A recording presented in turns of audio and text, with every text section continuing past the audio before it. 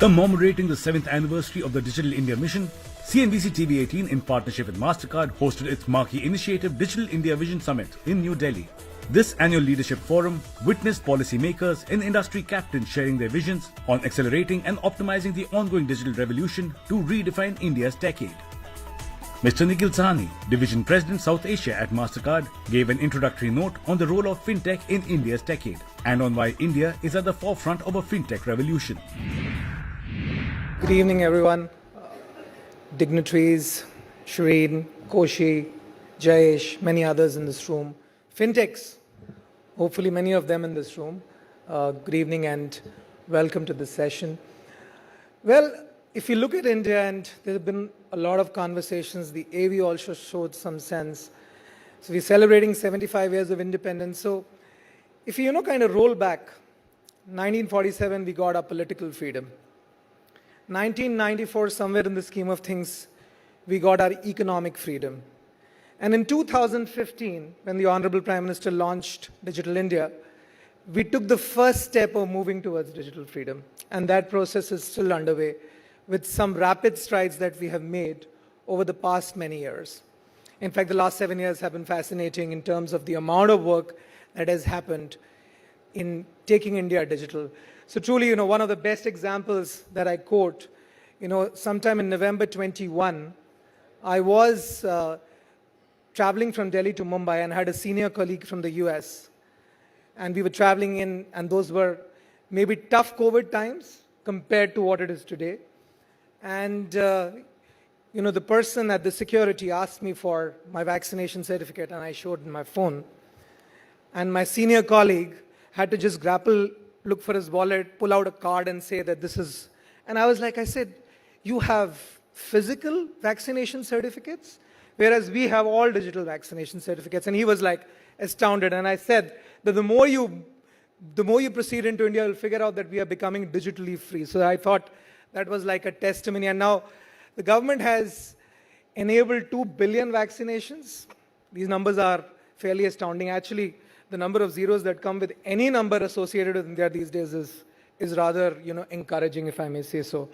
So, of course, with Digital India, the launches that have recently happened, Digital India Bhashini, Shireen was referring to it.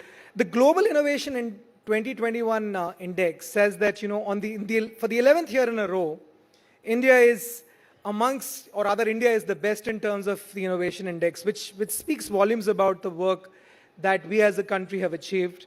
And fintechs have been at the core of it, that the innovation index continues to, and there have been platforms that the government has created. The UPI platform, numbers of UPI are astounding as far as we are concerned. And that has given the impetus for a lot of fintechs to come and innovate so that superior UX can be extended to customers and it becomes seamless. The platforms are indeed seamless and it's so much more easier.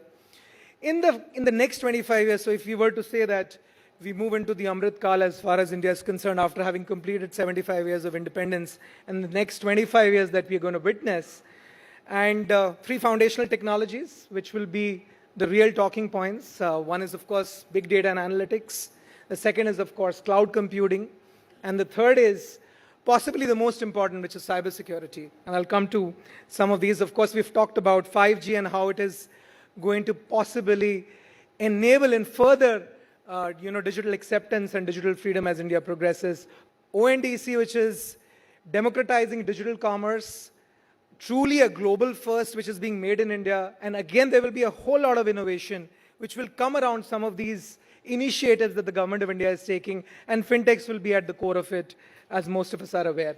6,000 odd fintechs in India, having raised about $30 billion over the last many years. It's not only about the money that's been raised. The money raised is not about the wealth that gets created. It's about the innovation that comes with the wealth, the amount of jobs that are being created, the entrepreneurial spirit of the country, which is today being noticed by all and sundry across the globe. And the BFSI sector today has made rapid strides. Of course, it started with the Pradhan Mantri Jan Dhan Yojana in terms of getting inclusion. So we're moving from inclusion to inclusive growth. With 2014, we started with the Jan Dhan Yojana. Today, we potentially expect another 100 million people to come into the banking net over the next 4 odd years. So, towards the end, I'd like to quote our late President, Shri APJ Abdul Kalam, who once said that a dream is not what you see while sleeping. It is something that keeps you awake all throughout. So the last 7 years have been nothing short of a dream to achieve India's digital freedom. And we are very hopeful that some of the ideas which will come over, some of the discussions that are scheduled over the next couple of hours will possibly give us a path to move towards a truly independent digital India, if I may say so. Thank you so much. Chief guest Amitabh Kant, Sherpa G20 and the former CEO of Niti Aayog delivered his keynote address titled Charting the Roadmap to a $1 trillion Digital Economy. So at the outset, let me compliment CNBC for its Digital India Vision 7.0. That means this program has been going on for about 7 years. Remarkable success story, and it's really been a great, I think to my mind, a great collaborative partnership with the digital initiative that Government of India has launched and the huge digital revolution that has taken place in India. So I've moved on from being CEO Niti Aayog, and I've been a long-term believer. I'm now the G20 Sherpa, which is going to be held next year, but I've been a long-term believer in digitization. I've been a long-term believer in data. I've been a long-term believer in using data for improving governance. And I've been a long-term believer in real-time ranking based on data. And one of the key programs of this government was the aspirational district program across 115 districts, where on 49 indicators we were ranking districts on real-time data, on performance of these most backward districts. They were not called backward by the Prime Minister, they were called the aspirational districts. But on 49 indicators across health, education, nutrition, we ranked them on the basis of data. We created competition, and that led to really good governance on ground.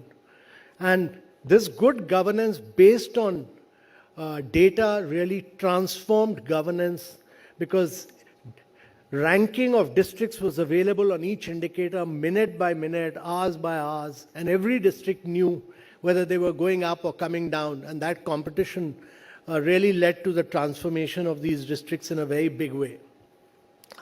So I am a great believer that actually if India is to grow at rapid rates of 9 to 10% per annum, year after year, there are only two ways. And that is one, using technology to leapfrog many of the things that we push through.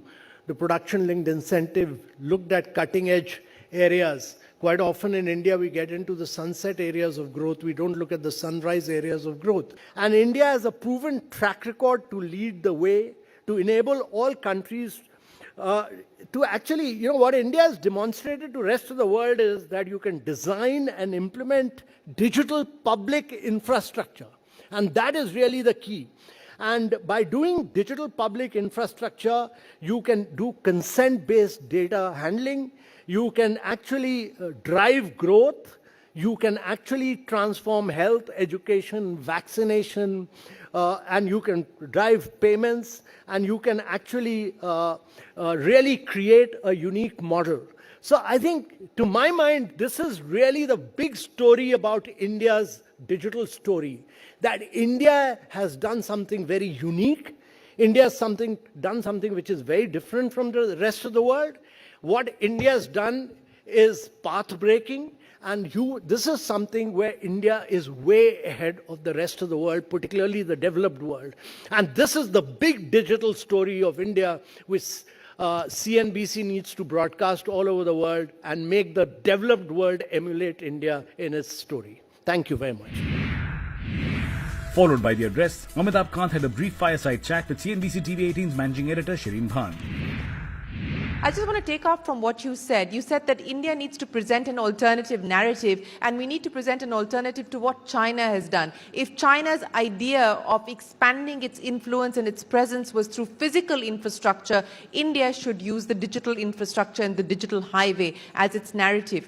But in order for us to be able to do that, there will be questions asked, for instance, on the regulatory environment, on the fact that we don't have a data protection and a data privacy bill or a law at this point in time, on the fact that we have mandated data localization, whereas in most developed markets, data is free-flowing. Won't this be some of the challenges that you will have to contend with, even as you sell the digital public infrastructure story? Yeah, Shireen, that's an important point, and the government has already, the draft bill which was ready, the government realizes this. The government has this foresight and vision to understand that you are in a world which is transforming based on data.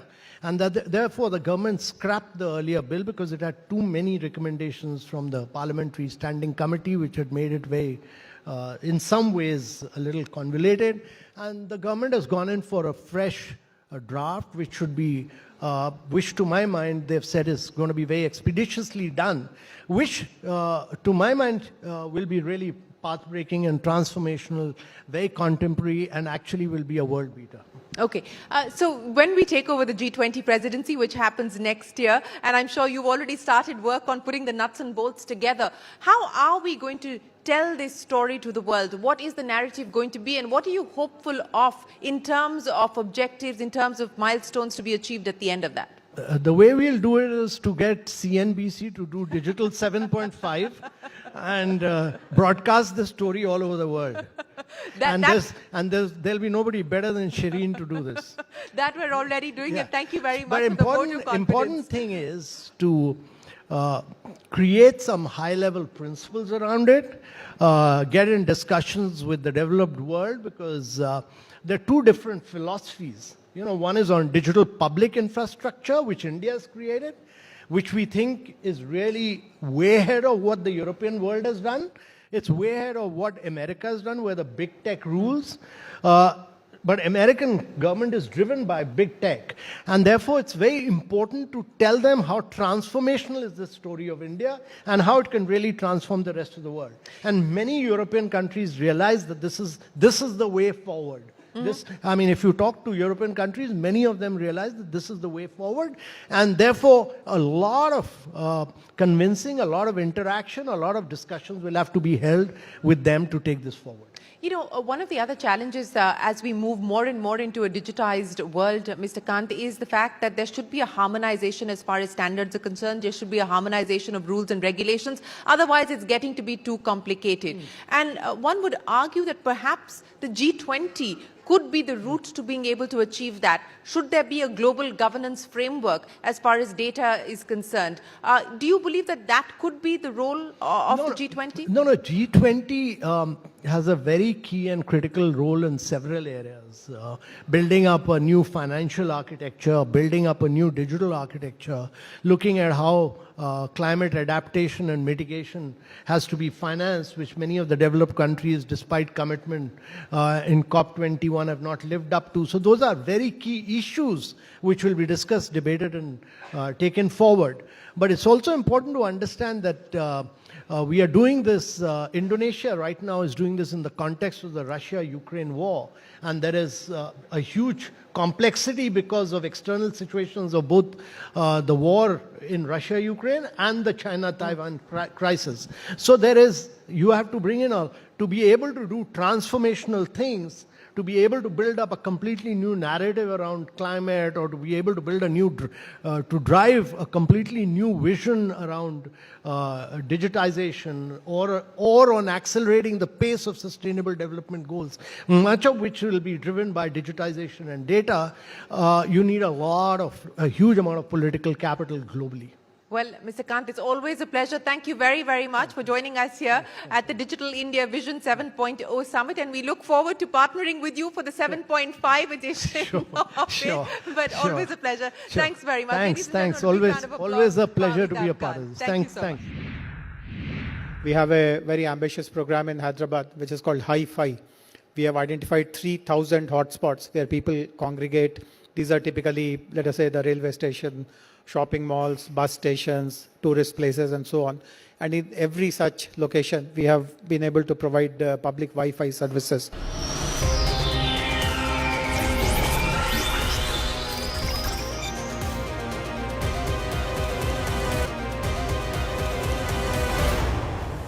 CNBC-TV18, in partnership with MasterCard, hosted its marquee initiative, Digital India Vision Summit in New Delhi, where policymakers and industry captains shared their vision on accelerating and optimizing the ongoing digital revolution. Mr. Jayesh Ranjan, Principal Secretary of Industries and Commerce and Information Technology of Telangana Government, gave a special address on how Telangana envisions itself as a global leader in emerging technologies.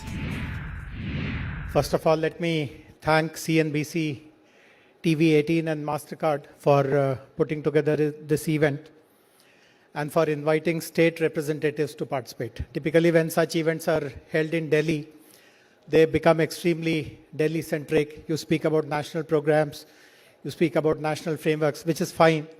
But we all know that the real action happens in the states, and to invite a state representative to present their perspectives is also very, very important. And I'm glad that amongst all the 28 states in our country, you are giving this opportunity to Telangana. I have been the IT secretary in Telangana for more than 7.5 years. So in a way, I have seen it all, done it all. But what I'd like to really speak about is something we have been actually doing in Telangana. So I'll speak about live examples, live experiences. Little before Digital India was launched in July 2015, actually 2 months prior to that, we launched our own program of Digital Telangana. Because Telangana, as all of you would know, is a new state. It got created in June 2014. And one of the mandates which was given to us after becoming a new state is to relook at all the existing policies, all the legacies, and come out with new frameworks, etc. So we created this template of Digital Telangana in March 2015. And when we learned about Digital India, I myself was present when Honorable Prime Minister launched it at one of the stadiums here in Delhi. I did recognize that there's lots of very strong alignment between what we have already announced and what the Digital India's goals are. But we also noticed that in certain aspects, we are much more ambitious and much more audacious than Digital India is. So let me share the 7.5 years of Digital Telangana's experience. If you have to summarize to a layman what Digital Telangana is, I would use a very simple kind of a format. Digital Telangana stands on two pillars. There's a pillar of supply, and then there is a pillar of demand. So let me speak about supply. So supply, very obviously, is about creating digital infrastructure. If you want to digitalize, if you want to penetrate every aspect of human life through digital, obviously you need to have humongous amounts of digital robust infrastructure, which really is available to the last person in the remotest of the villages. So in Telangana, we have tried to achieve this in a multiple number of ways. The most ambitious of it is what is called T-Fiber.